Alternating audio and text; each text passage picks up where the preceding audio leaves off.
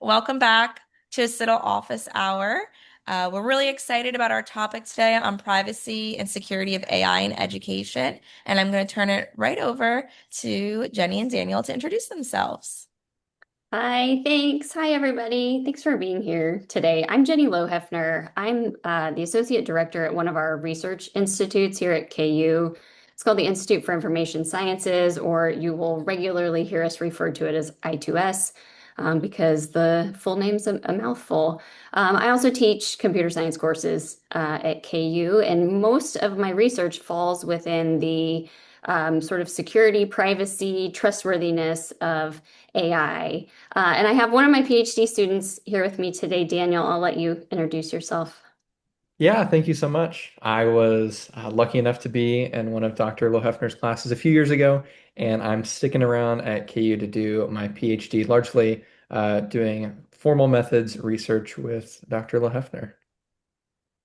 So I have no idea where this conversation is going to go today. So I thought what I would do is start with just so I2S is known for our cybersecurity research largely, and also for our formal verification research. And so what we've done is morphed those into how can we make AI more safe and more trustworthy. So I thought maybe to kick things off, I would just start with an overview of some of the scenarios that we get asked about regularly, some of the questions that we get asked regularly, and see if that sparks questions for you all. If not, I'm happy to keep talking about what we do, but I'd so much rather, try and be a resource to you and answer questions that you have. So feel free to interrupt me, stop me along the way, if there's something you want me to elaborate on or something doesn't make sense or you have just a general question. And I do think we're going to follow up with some sort of webinar and some additional online resources too. So I can always go into more detail on some of this stuff later. So at I2S, we get asked a ton of questions about just security in general, privacy, and what that means in this land of AI. The 5 scenarios I have up here are probably the most common. I'm guessing all of you have experienced them before. If you haven't, you will soon. The uncertainty moment just being this maybe not so much anymore of what or do I even need to ask about privacy, privacy and security, but maybe more along the lines of, well, if I ask and they tell me something, what does that mean? What do I do with that information? So I think we've evolved to the point where most people know, okay, I'm supposed to ask something, but if they come back and give me jargon, what do I do with that? And there's always this pressure to not sound incompetent or not ask something you're not supposed to. And so this comes up a ton for us. We address this scenario a lot. The discovery is that horrible moment that I'm guessing we have all been in when you get the email saying there's been a compromise or your data's been leaked somewhere, and you go through this moment of, well, what does that mean? Am I responsible? Who do I notify? What's the plan going forward? The impossible choice is one I find myself in regularly, where there's some new tool because there's a new tool every day. And maybe I see great benefit. It's going to make my life easier. It'll make my students' life easier, but perhaps it has unclear data practices or security policies. And so you're left with this decision of, do I adopt it and hope for the best, or do I walk away and potentially miss out, or my students miss out? The accountability side of things is an interesting one because it's sort of twofold, where, if you're using AI in a classroom, for example, maybe you have a parent that asks about, well, what data is being collected? And if you don't have all of the answers to that of, well, here's what we're collecting, where it's going, why we're using it, so on and so forth, that can put you in an awkward position and make you think, is that on me? Can I direct them somewhere else? But what we're seeing more frequently now is perhaps AI is already being used, and you've got a scenario where someone's putting information into it that they shouldn't be. And then what responsibility falls back on that individual? I was just dealing with a scenario earlier this week, yesterday, where a faculty member, not here at KU, had been asked to write a recommendation letter for a student, and they dumped all of the student's information into the AI bot and said, okay, write me a recommendation letter. And in the grand scheme of things, likely a lot of that information is already public and it could have found it itself, but it brings up this question of what do I do? Should I not have done that? How do we clean this up? And then scope creep is this is a term that's used in the software industry regularly, where, if you're working with a customer and they want you to implement one new feature and you do so, and then suddenly that turns into 20 new features and the scope has ballooned and your boss is going, why can't you get this done in a week? We see this happening with data in the AI space. So maybe it's only supposed to collect one thing, it's tracking one thing. But then you come to find later on that it's actually collecting a ton of data points. And so you're left with, what do I do with this? Where's it going? Have we lost that information? So these are really common scenarios that occur across professional domains. I'm sure they're not specific to education. And they're important because there's multiple layers of privacy and security to consider for each of these. And in addition to that, you can have privacy without security. Think of a private diary with no lock on it. Or you can have security without privacy. Maybe a hacker can't get into your system, but that system has been selling your data to somebody else all along.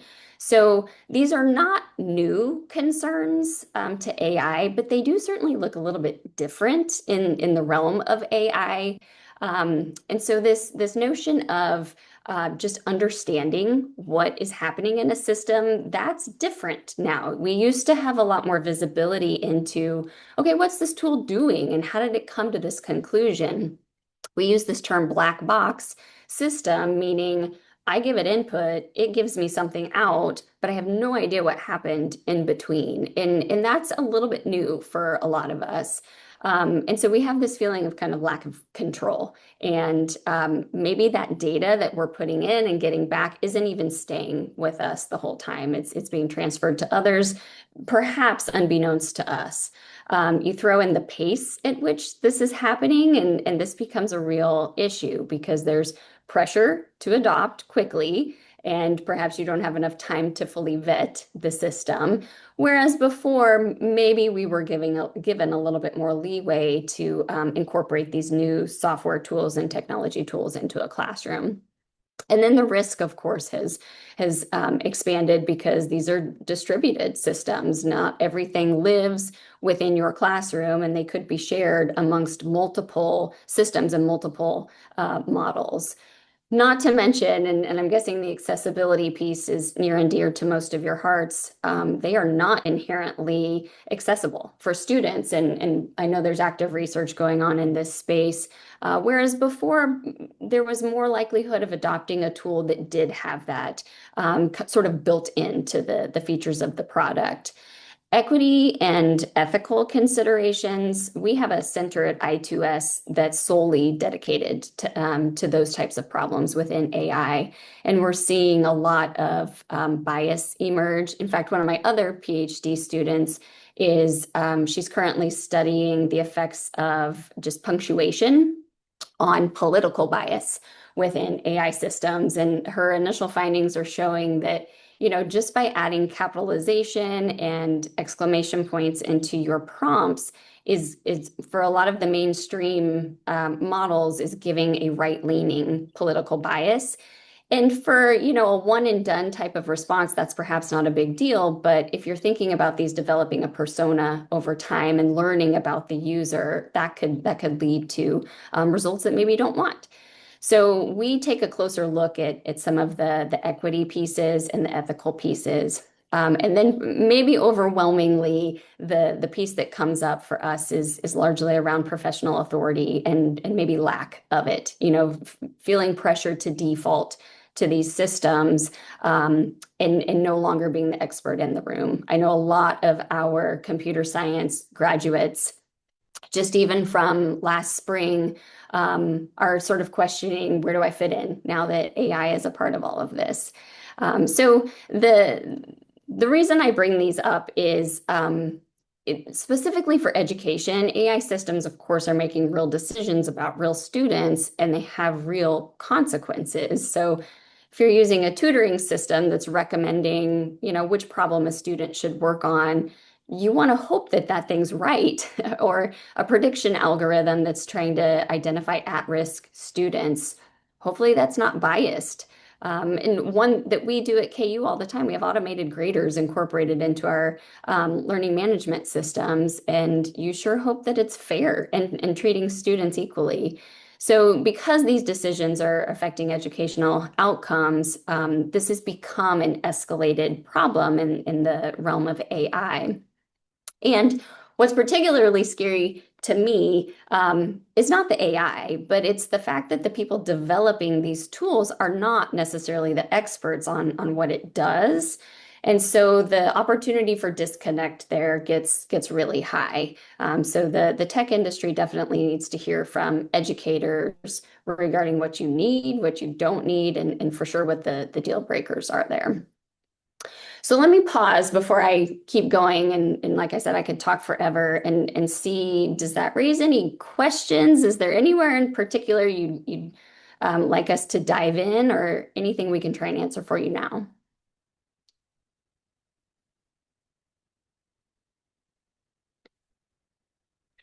So Jenny, you mentioned earlier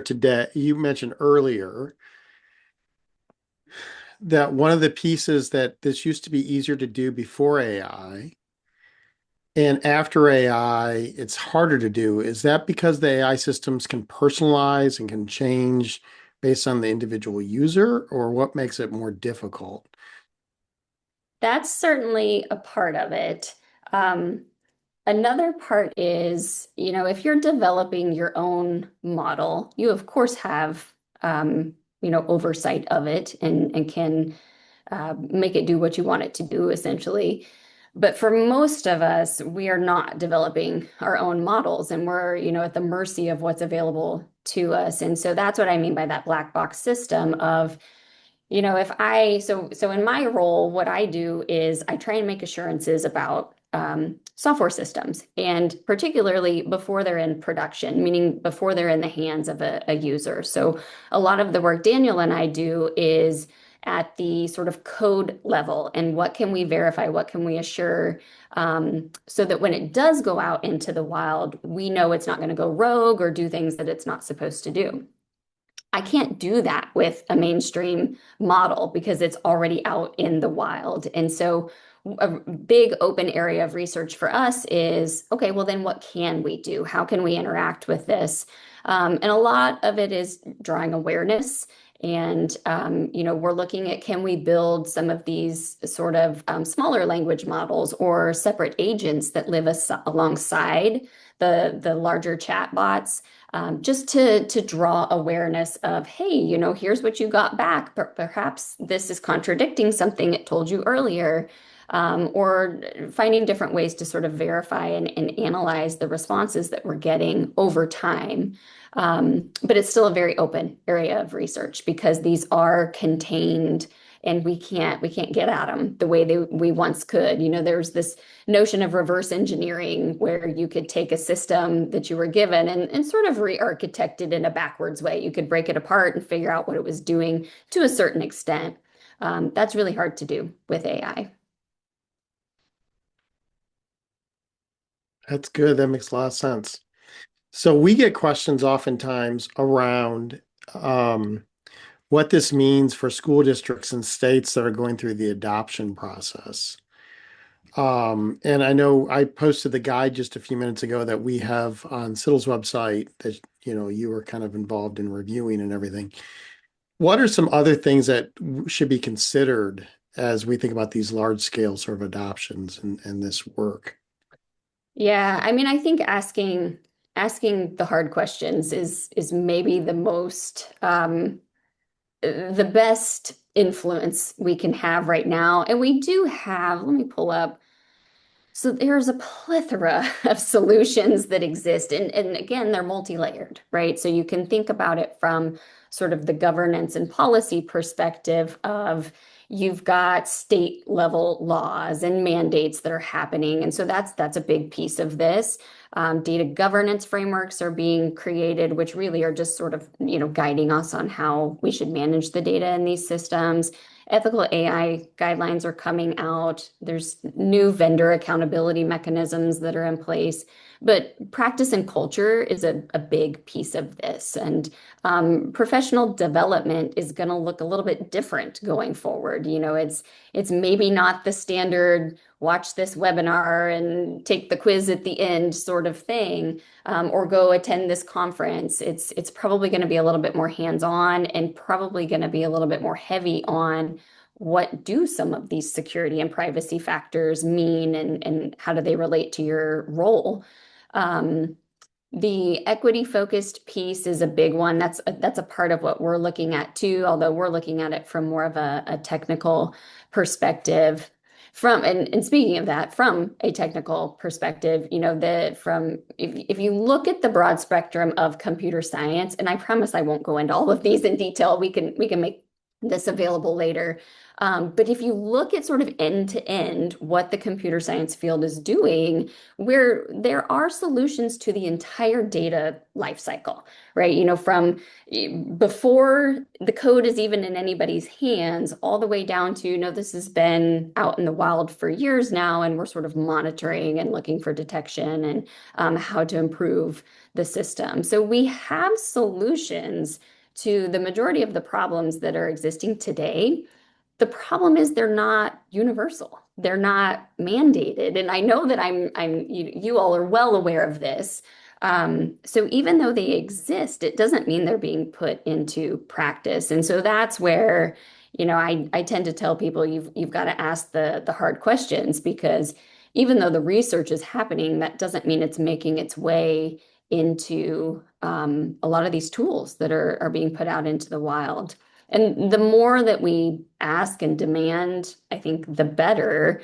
There's, better privacy practices aren't going to come from vendor altruism. They're going to come from pressure. So, and maybe that pressure is regulatory action. We have new laws, we have new federal mandates, but I truly think that just the demand from the education space is going to drive a lot of this. So especially if districts can collectively reject weak answers to some of these questions, or some of the practices, I think that will go a long way.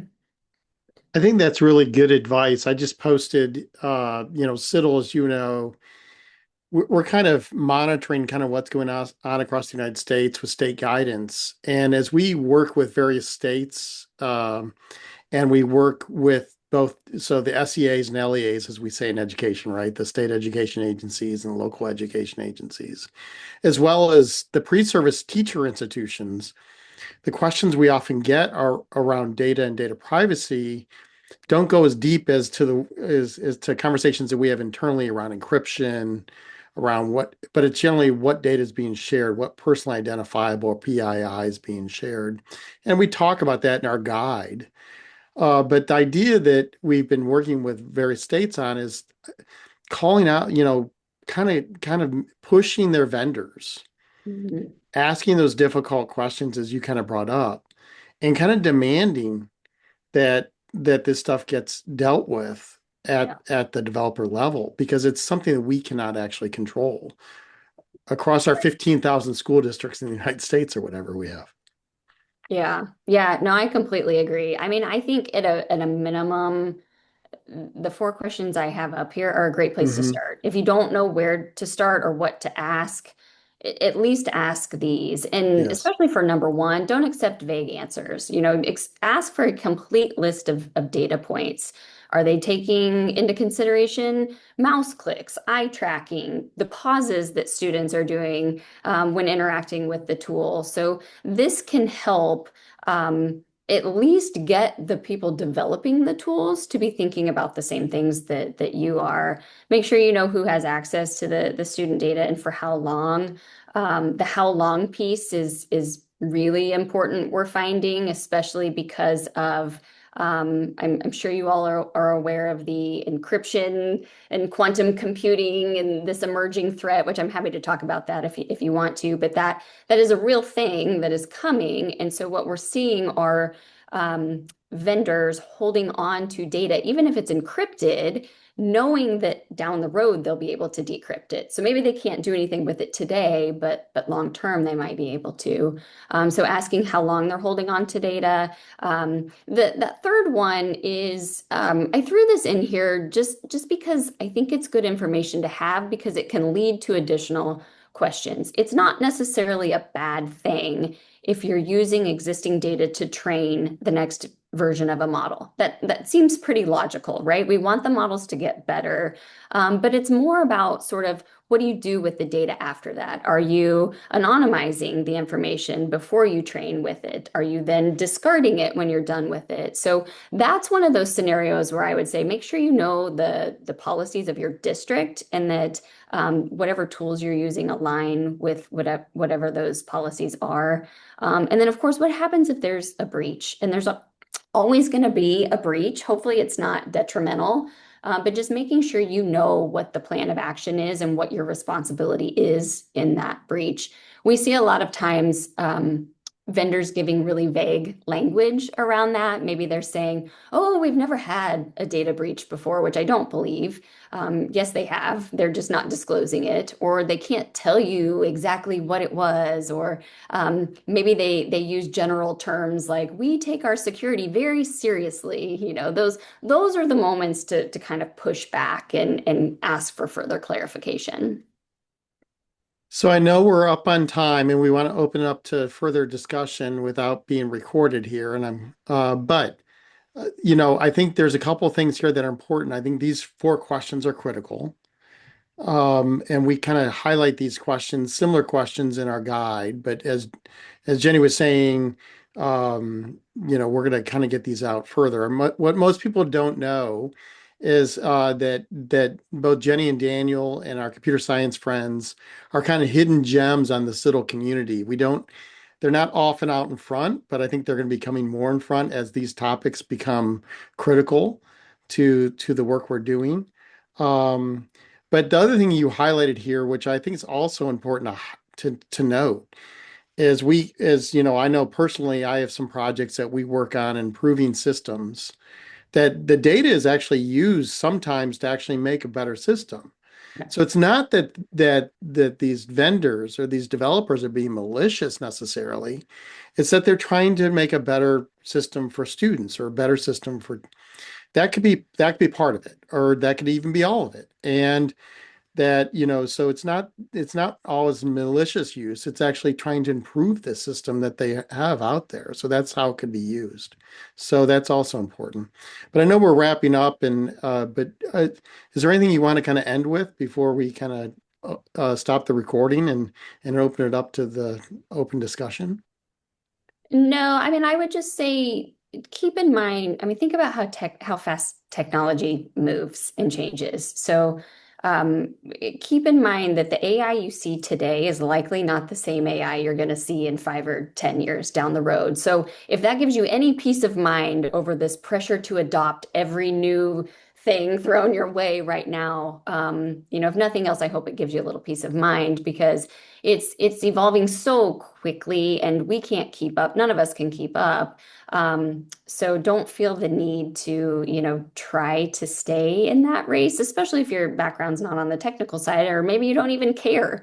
Because I think that here in the near future, it's going to look completely different. Yeah, and you said 5 to 10 years. I'm thinking 5 to 10 months. That's kind of Yeah. the road track we've been on recently. So, Yeah. well, very good. I will stop the recording.